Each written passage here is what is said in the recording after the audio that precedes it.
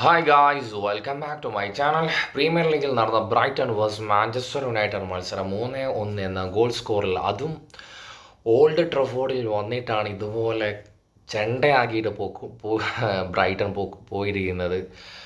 എനിക്ക് യുണൈറ്റഡിനെ കുറിച്ച് എവിടെ സ്റ്റാർട്ട് ചെയ്യണം എവിടെ എൻഡ് ചെയ്യണം എന്ന് പറയാൻ പറ്റാത്ത അവസ്ഥയിലൂടെയാണ് പോയിക്കൊണ്ടിരിക്കുന്നത്. എന്താണ് ഈ ഒരു ടീമിന് ഇനി എന്ത് മാറ്റങ്ങൾ എവിടെ കൊണ്ടുവരണം ഒന്നും പ്രഡിക്റ്റ് ചെയ്യാൻ പറ്റാത്തൊരവസ്ഥയാണ്. അവസാനം കളിച്ച ആർസണലായിട്ടുള്ള ഒരു മാച്ചിന് ശേഷം ആ ഒരു ഫോം മെയിൻറ്റെയിൻ ചെയ്ത് കൊണ്ടുപോകാൻ സാധിക്കില്ല എന്ന് എനിക്കറിയായിരുന്നു. പക്ഷേ ഒരു ആവറേജ് പെർഫോമൻസ് എങ്കിലും മെയിൻറ്റെയിൻ ചെയ്ത് കൊണ്ടുപോകാൻ സാധിക്കുമെന്നാണ് ഞാൻ പേഴ്സണലി വിചാരിച്ചിട്ടുണ്ടായിരുന്നത്. ഞാൻ മാത്രമല്ല, ഓൾമോസ്റ്റ് യുണൈറ്റഡ് എല്ലാ ഫാൻസും അങ്ങനെ തന്നെയാണ് ധരിച്ചിട്ടുണ്ടാവുക. പക്ഷേ നമ്മളെ കൊണ്ട് ഇതൊന്നും സാധിക്കില്ല എന്ന് തെളിയിച്ചിരിക്കുകയാണ് യുണൈറ്റഡ് അഗെയിൻ.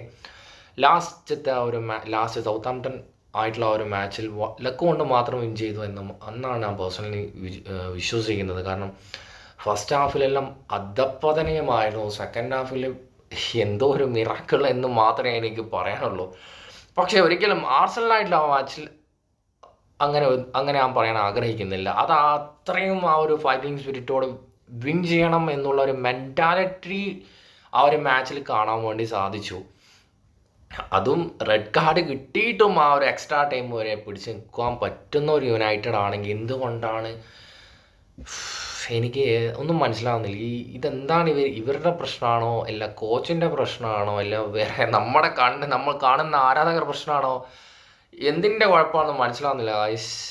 ഇപ്പം 14ാം സ്ഥാനത്ത് തന്നെയാണ് തുടർന്നുകൊണ്ടിരിക്കുന്നത്. എന്തുകൊണ്ടാണ് കഴിഞ്ഞ മാച്ചിൽ ഉഗാട്ടെ ഫോം ഔട്ടായിരുന്നു, കോബിമാനെ അതും ഫോം ഔട്ടായിരുന്നു, എന്നിട്ടും രണ്ട് മണ്ടന്മാർ ഈ ഒരു സ്ക്വാഡിലേക്ക് എന്തിനാണ് ഉൾപ്പെടുത്തിയെന്ന് മനസ്സിലാവുന്നില്ല. കഴിഞ്ഞ മത്സരത്തിൽ ഫോമായ ഗർണാച്ചോനെ പുറത്തിരുത്തിയിട്ട് ഈ മാച്ചിൽ സിക്സീനൊക്കെ എന്തിനു ഉൾപ്പെടുത്തിയെന്ന് അതും മനസ്സിലാവുന്നില്ല. അമോറിം എന്താ ഉദ്ദേശിക്കുന്നത്, അമോറിം എന്നെ മനസ്സിലാവാത്ത അവസ്ഥയാണ് എന്നാണ് എനിക്ക് മനസ്സിലാക്കാൻ സാധിക്കുന്നത്. പ്രത്യേകിച്ച് യാതൊരുവിധ പ്രതീക്ഷയും വേണ്ട എന്ന് മാത്രമേ എനിക്ക് പറയാനുള്ളൂ.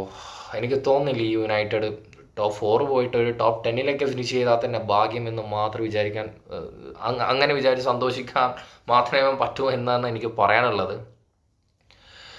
ഒന്നുകിൽ ടീം മൊത്തം റീബിൽഡ് ചെയ്യുക, അല്ലെങ്കിൽ അമോറിമിൻ്റെ കാര്യം നെക്സ്റ്റ് സീസണോടെ അത് തീരുമാനമാകുമെന്ന് തന്നെയാണ് ഞാൻ വിശ്വസിക്കുന്നത്.